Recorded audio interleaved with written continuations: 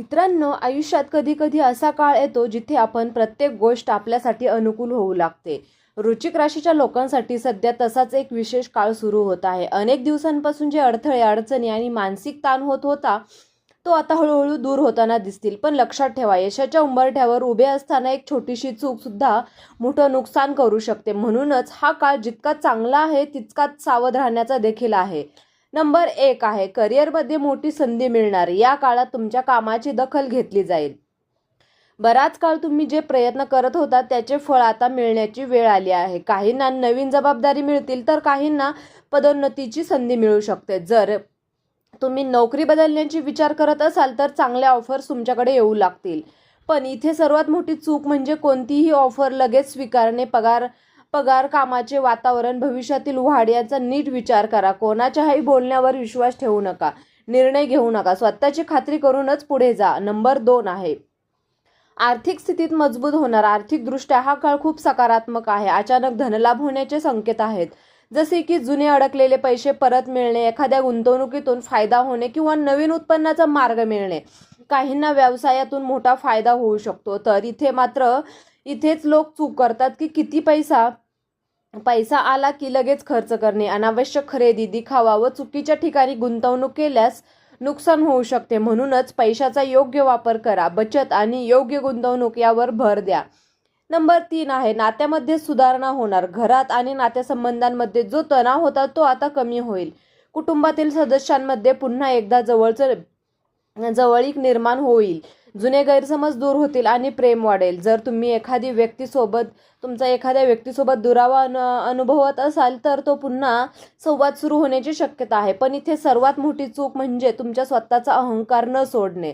जर तुम्ही नेहमी स्वतःला बरोबर समजत राहिलात तर समोरच्यांच्या भावना समजून घेतल्या नाहीत तर नात्यात पुन्हा तणाव निर्माण होऊ शकतो. कारण थोडा संयम आणि समजूतदारपणा खूप उपयोगी ठरणार आहे. नंबर 4 आहे आरोग्याची स्थिती सुधारणार आहे. आरोग्याच्या बाबतीत तुम्हाला हळूहळू सुधारणा दिसेल. पूर्वीचे त्रास कमी होतील आणि शरीरात नवीन ऊर्जा जाणवेल.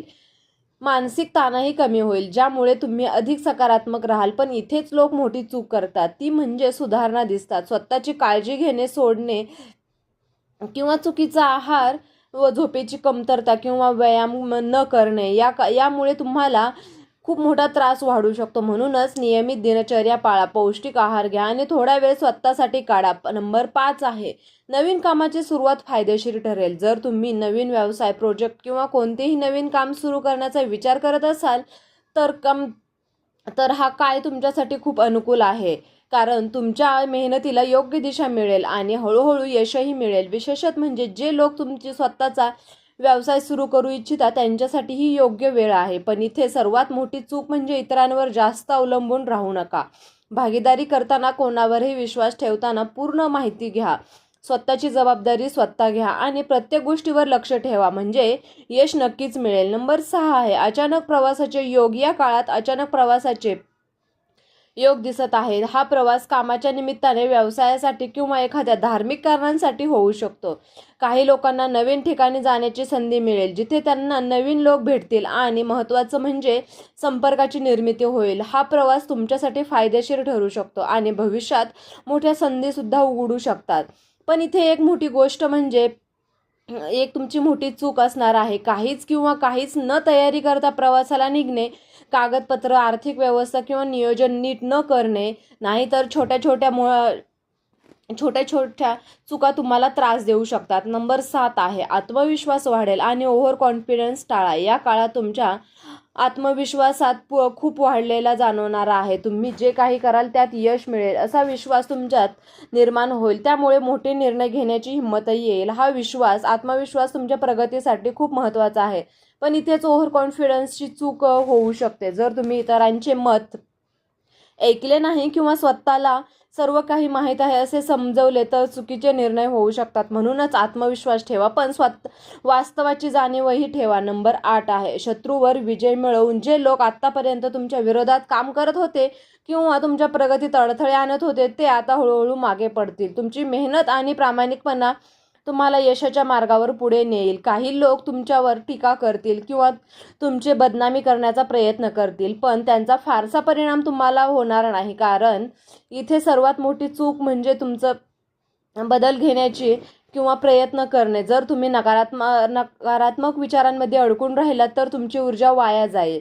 शांत राहून स्वतःच्या कामावर लक्ष केंद्रित करून पुढे जाण्याचे योग्य निर्णय घ्या. नंबर 9 आहे आध्यात्मिक शक्ती वाढेल. या काळात तुमच्या आध्यात्मिक बाजूला अधिक मजबूत होईल. देवावर श्रद्धा वाढेल किंवा तुम्हाला अंतर्मनातून शांतता मिळेल. काही लोक ध्यान, जप, प्रार्थनेकडे वळतील, त्यामुळे त्यांना मानसिक स्थैर्य मिळेल. विशेषत म्हणजे श्री स्वामी समर्थ, भोलेनाथ किंवा आपल्या श्रद्धास्थानाची भक्ती केल्याने सकारात्मक ऊर्जा मिळेल. पण इथे एक चूक म्हणजे केवळ संकटाच्या वेळीच देवांची आठवण काढणे. नियमित साधना व श्रद्धा कायम ठेवली तर त्याचा अधिक चांगला परिणाम दिसेल. उतावळेपणा किंवा दुर्लक्ष हा या संपूर्ण काळ तुमच्यासाठी सुवर्ण संधी घेऊन येऊ शकतो. पण याच काळात सर्वात जास्त सावध राहण्याची गरज आहे. उतावळेपणामुळे घेतलेले निर्णय, लहान गोष्टींकडे दुर्लक्ष करणे किंवा इतरांच्या बोलण्यावर अंधविश्वास ठेवणे या चुका तुमच्यासाठी खूप मोठा अडथळा आणू शकतात. की प्रत्येक निर्णय घेताना शांतपणे विचार करा, परिस्थिती समजून घ्या, मगच पुढे जा. थोडा संयम आणि जागरूकता ठेवली तर हा काळ तुमच्या आयुष्यात मोठा बदल घडवू शकतो. वृश्चिक राशीच्या आयुष्यात हा आता खरोखरच सोन्याची वाट तयार करत आहे. या काळात तुमचे नशीब बदलण्याची ताकद ठेवतो, पण यश टिकवून ठेवण्यासाठी संयम, शहाणपणा आणि योग्य निर्णय घेणे खूप महत्त्वाचं आहे. जर तुम्ही या चुकांपासून स्वतःला दूर ठेवले तर आयुष्यात मोठी प्रगती निश्चित आहे. तर मित्रांनो, तुम्हाला हा व्हिडिओ कसा वाटला? व्हिडिओ जर आवडला असेल तर व्हिडिओला लाईक करा, चॅनलला सबस्क्राईब करा आणि जर तुम्हाला या राशीची अंगठी हवी असेल तर डिस्क्रिप्शन बॉक्समध्ये लिंक दिली आहे, तिथून जाऊन तुम्ही ती अंगठी खरेदी करू शकता. तुम्ही हा व्हिडिओ शेवटपर्यंत पाहिल्याबद्दल तुम्हा सर्वांच्या मनापासून खूप खूप धन्यवाद. श्री स्वामी समर्थ. जय जय स्वामी समर्थ.